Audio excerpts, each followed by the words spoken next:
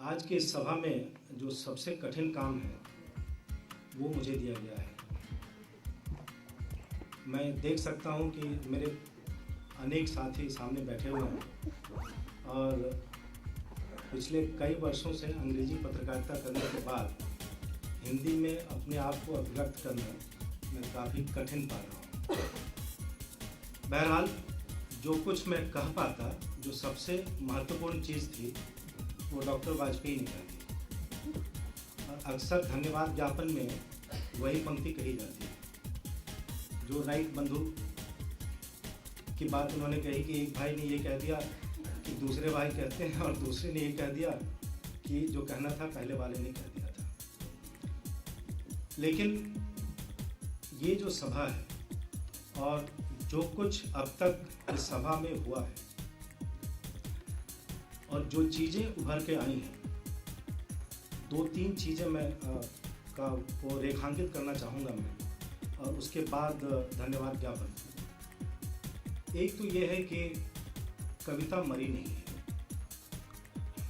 आज के जो व्यस्ततम जो जीवन हो सकता है, एक प्रशासक कितना व्यस्त रहता है वो सुरेश जानते होंगे, और इस सभा में कई प्रशासक बैठे हुए हैं।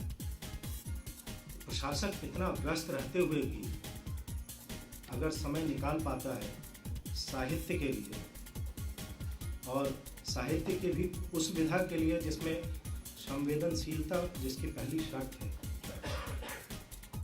ये काफ़ी महत्वपूर्ण है। जैसा कि मेरे पहले कई महानुभावों ने ये कहा कि अगर प्रशासक संवेदनशील है तो उसके कारण इस देश के लिए बहुत अच्छी चीज़ें हो सकती हैं, क्योंकि अगर संवेदनशील है तो वो भ्रष्ट नहीं होगा।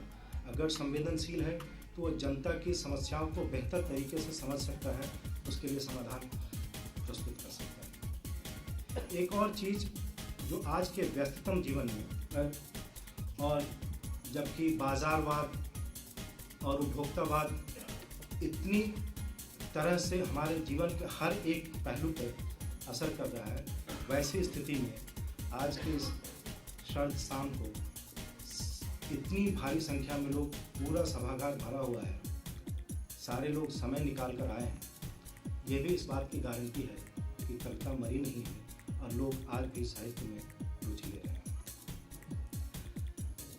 और अब धन्यवाद ज्ञापन का जो औपचारिकता है उसकी तरफ।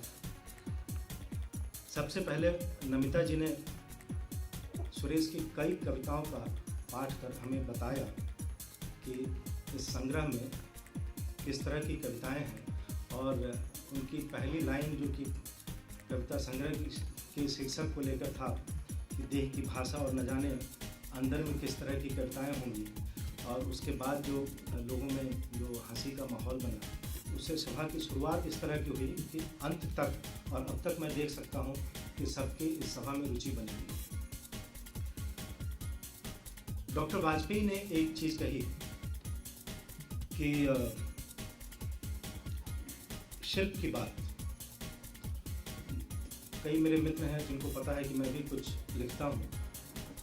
ये देह की भाषा जो शीर्षक है, भाषा की देह, उसको हम शिल्प कहते हैं।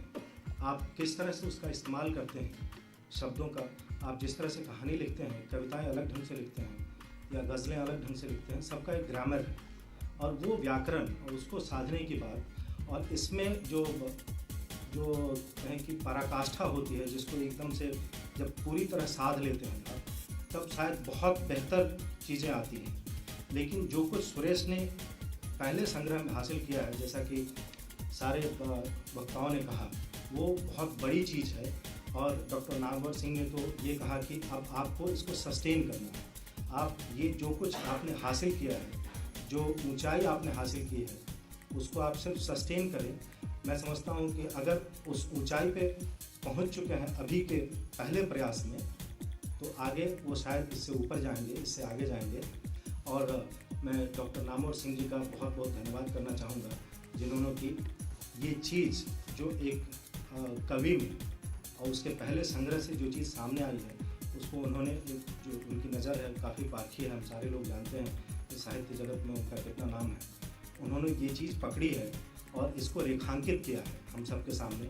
और हम सबको उम्मीद ही नहीं, पूरा विश्वास है कि सुरेश शायद इसको सस्टेन करने के बजाय इससे आगे जाएंगे। गुरुवर हेमंत जोशी ने भी शिल्प की बात कही है और भारतीय जनसंचार संस्थान में हमें भाषा पढ़ाते थे, संचार की भाषा। और अब भाषा के माध्यम से और उसके सही इस्तेमाल से कविताओं के माध्यम से भाव का संचार कर रहे हैं सुरेश। मैं समझता हूँ गुरुवर ने जो कुछ भी शिक्षा दी थी पत्रकारिता के लिए, उसका उन्होंने कविता के लिए बहुत बेहतर इस्तेमाल करा। पत्रकारिता में तो वो रहे नहीं, कविता में उसका बहुत अच्छा इस्तेमाल कर रहे हैं। मित्र सुरेश, हम लोग बहुत दिनों के बाद मिले हैं और मैं इस बात को लेकर बहुत गदगद हूँ कि मुझे ये काम दिया गया है कि इस सभा में धन्यवाद ज्ञापन का काम करूँ। आमतौर पे धन्यवाद ज्ञापन थैंक यू माना जाता है कि आप जाइए थैंक यू कर दीजिए और लोग चले जाएंगे और बस खत्म। मैंने इसको थैंक यू से आगे ले जाने की कोशिश की है। मैं खुद, मुझे बहुत अच्छा लग रहा है कि सभा में मुझे ये जिम्मेदारी दी गई है और मैं इसका निर्वहन कर रहा हूँ। ये मेरे लिए गौरव की बात है।